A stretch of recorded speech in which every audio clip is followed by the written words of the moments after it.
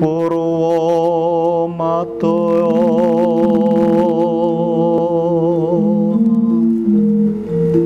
lan wasana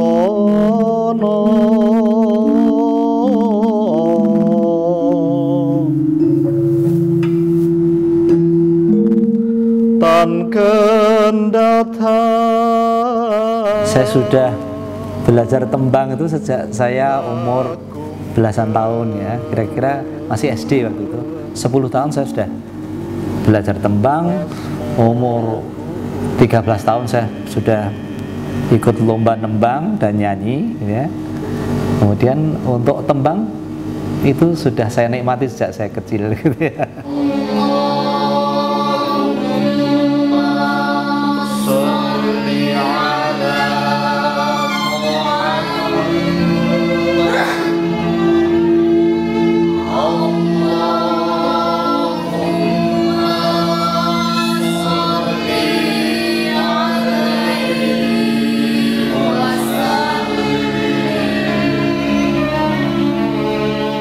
Sepengetahuan saya bahwa sebenarnya karawitan tradisi itu adalah bisa hidup sampai sekarang itu karena ada semangat kekiniannya itu. Biarpun itu tidak secara revolusioner gitu ya, sedikit demi sedikit gitu ya.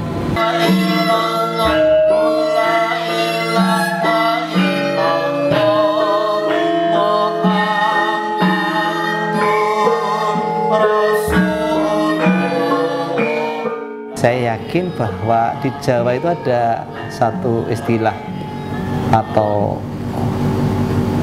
yang namanya tresno iku jalaran saka kulino. Ini sebagai contoh mengapa gamelan itu juga bisa diterima oleh orang Paris, Inggris, Jepang yang tidak punya latar belakang sama sekali tentang Jawa. Karena apa? Karena mungkin barangkali karena sedikit demi sedikit ada pembiasaan itu.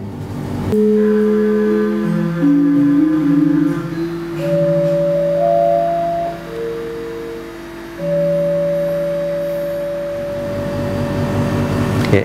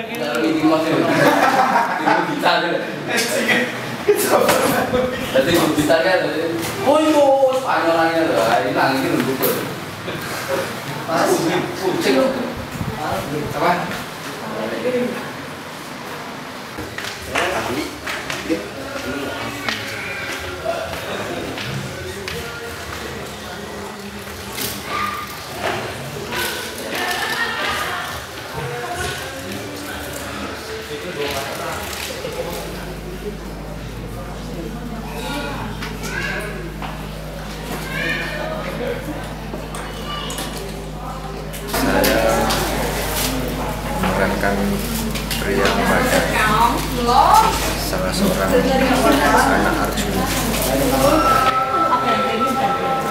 Untuk dia sebagai tanda menyerah.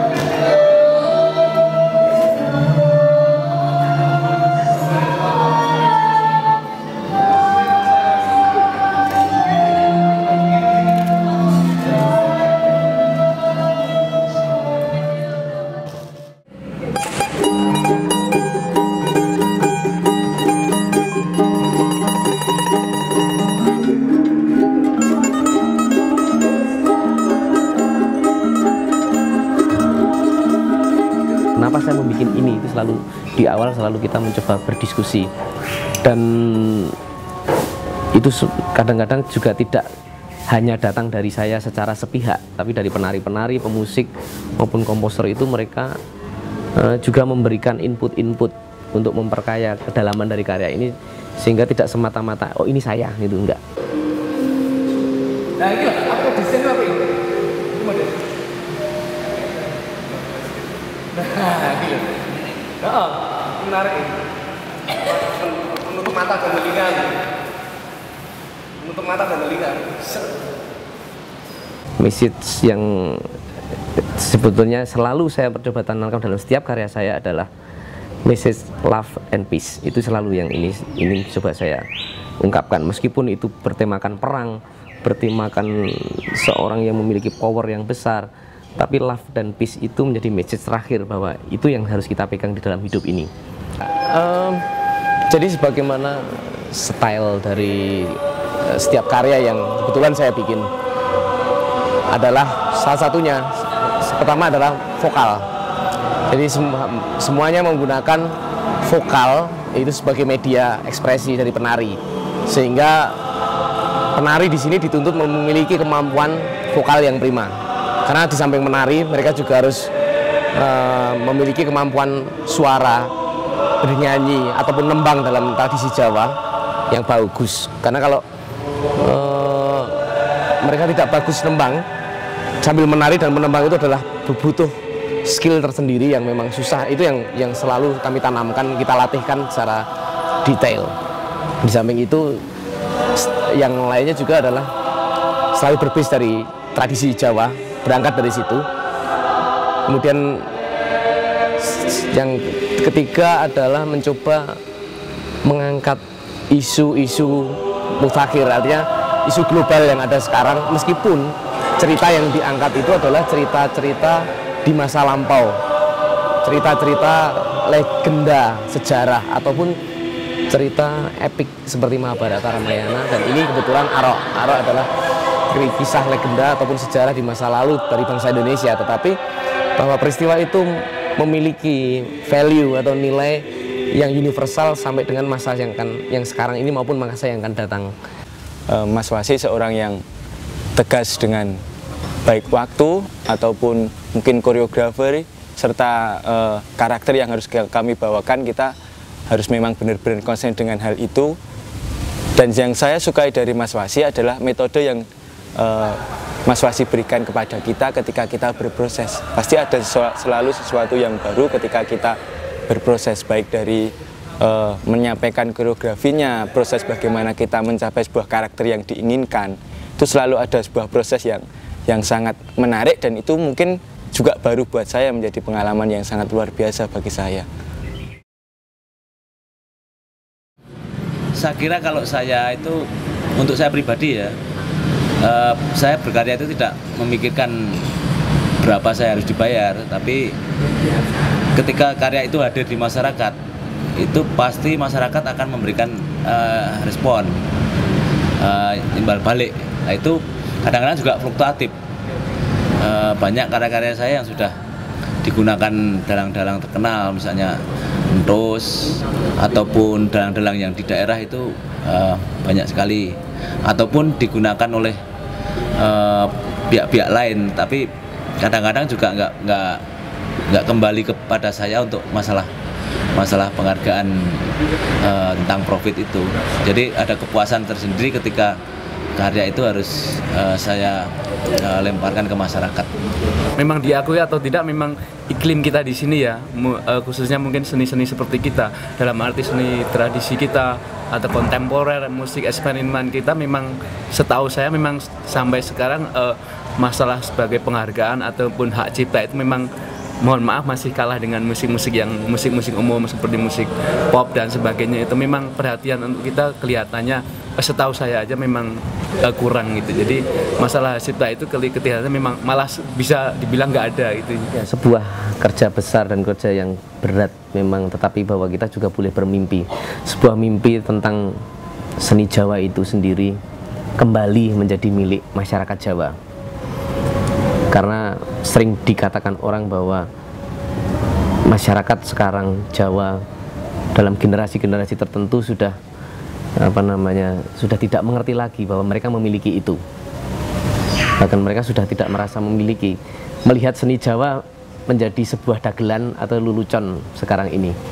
Nah, bagaimana ini menjadi merasa mereka memiliki ini lagi sehingga tidak melihatnya sebagai sebuah tontonan atau sebuah lelucon lagi, tetapi sudah menjadi bahwa ini bagian dari hidup mereka. Ya, ini bagaimana mendorong langkah, bagaimana para pemegang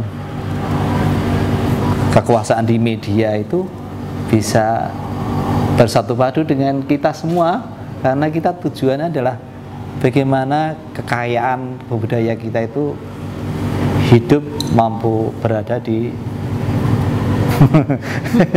negerinya sendiri gitu ya. Kita tidak punya sebuah standar manajemen ataukah seperti apa yang kita miliki di Indonesia ini. Jadi ya sudah, ketika kita berproses kesenian juga kita pentas, bayar free. Tapi kalau pandangan saya, keinginan saya ke depannya, saya bisa menjadi seorang penari, koreografer. Mungkin saya bisa menjadi seorang produser tari yang lebih akan bisa membawa dunia tari ini, khususnya kebudayaan Indonesia ini ke jenjang yang lebih baik, nggak seperti sekarang. Unggan kang tan merlaano anggar ugerenya uripe kang triprakara wirya arta